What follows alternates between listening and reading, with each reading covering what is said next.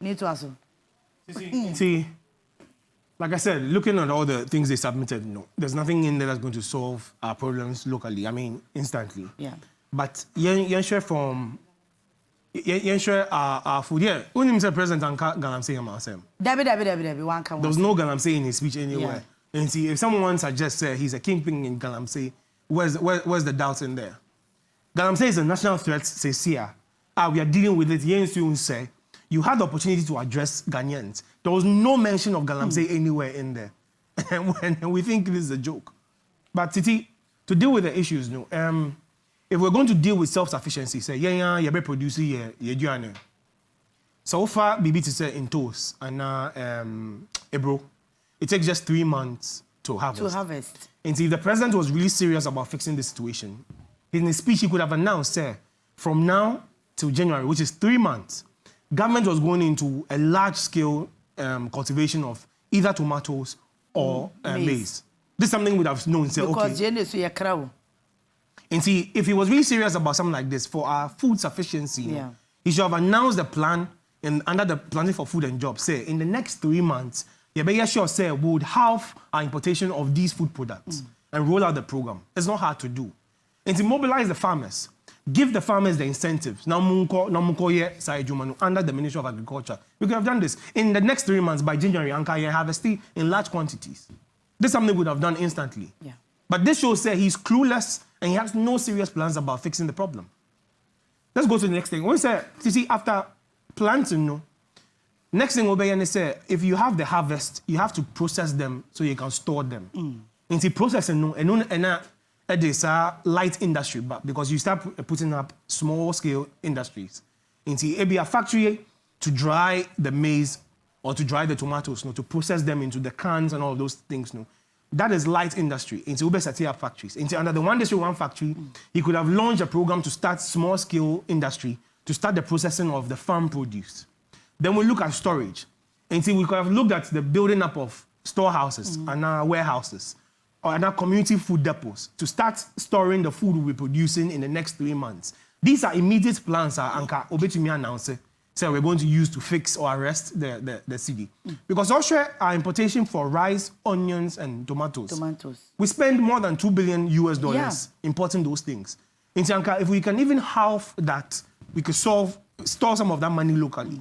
Another thing they say, instead of say abegu amount for ejumano, the president could have announced he could have stakeholders meetings with all importers of rice.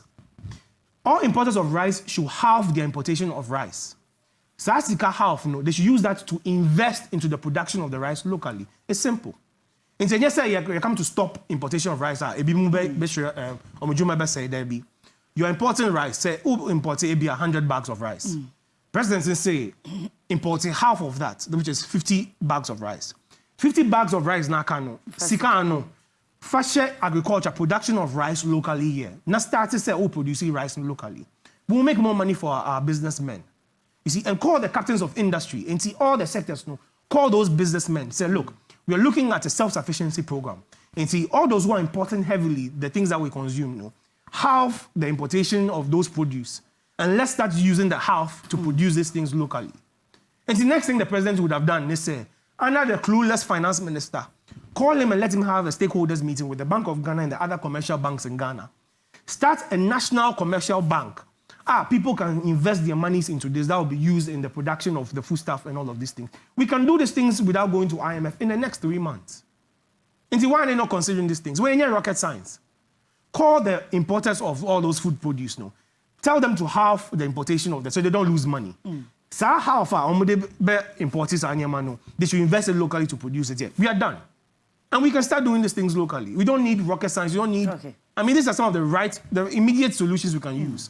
Yanko your city, he says the Bank of Ghana is going to increase their purchasing of gold initiative. Titi, Ghana is the number one producer of gold on the entire African continent. You're two gold chain OBR. Yeah. In fact, you're two gold chains South African. And see, why is it that we are now buying back our gold from private institutions or international institutions? It doesn't make sense. I didn't know you're there. But now you are using your own money to go and buy that same gold from some companies. What sense does it make? which goes to prove say Ghana doesn't own our gold. We don't own our gold. And if we own that gold, the only thing you have to do is this: President is vested with all mineral resources in the ground, per the Constitution, Article 457. Yeah. And see, the president could have given a directive, say, from now till whenever it will be announced, no gold. Gold in call outside. Yeah. And see, halt all exportation of gold. Use that to shore up the city. See, me say, and in the next 2 months, we won't even have CDs to use here. The CD will become a very hot commodity. Everyone will want to buy the CDs. But the smart thing is, put measures in place. They say the CD will not be taken outside of Ghana. So per CDs now, open an account here with a national bank and get your CDs in there. In the business within Ghana, you use that your account here, which has been saved for you to do that business. But we won't take the CD outside. You see, this can show up a CD in a very short time. Titi, let's put the Galamsey thing on the side. Now, we are a free consultation. I can say, but they don't listen. They don't listen. They're not listening. They're not ready for this. So I was talking about agriculture, how we can use that to create jobs. I was talking about the Galamsey, how to shore up the CD and all of that, yes.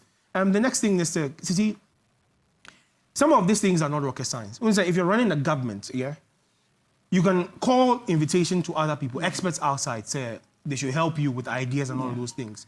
And see, even if you don't want to make it direct, say, a government that is asking for that help, government has institutions and agencies like the GIPC, the Ghana Investment Promotion Center, and some other affiliate agencies like that.